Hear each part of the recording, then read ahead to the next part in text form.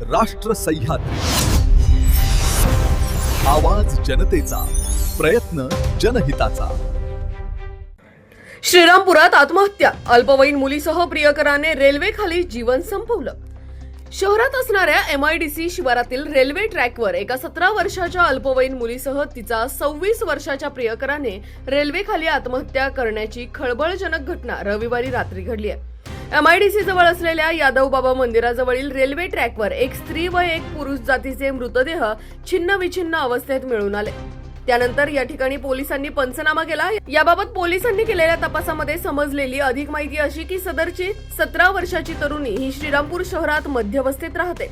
सदर मुलगी हिचे 6 महिन्यांपासून 26 वर्षीय संजय नगर परिसरातील एका तरुणाबरोबर प्रेमसंबंध होते। महिनाभरापूर्वी या मुलीच्या घरच्यांना तिच्याकडे मोबाईल फोन आढळून आला होता। त्यातून मुलीचे प्रेमसंबंध असल्याची माहिती घरच्यांना समजली।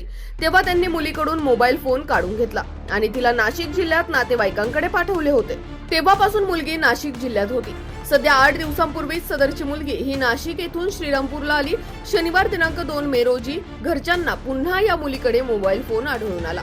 त्यामुळे तिचे वडील तिच्यावर प्रचंड रागावले होते। त्यांनी रागारागात तिच्याकडून मोबाईल फोन काढून घेतला। तेव्हा मुलगी रागातच घरातून निघून गेली। त्याच वेळी संजय नगर परिसरात राहणारा 26 वर्षीय तरुणही आपल्या घरातून निघून गेला होता। या दोघांच्याही घरचे त्यांना शोधत होते। त्यानंतर रविवारी रात्री या दोघांचे मृतदेह रेल्वे ट्रॅकवर छिन्न-विछिन्न अवस्थेत आढळून आले। याबाबत दोघांनी आत्महत्या केल्याचा पोलिसांचा प्राथमिक अंदाज आहे। राष्ट्र सह्याद्री, आवाज जनतेचा, प्रयत्न जनहिताचा।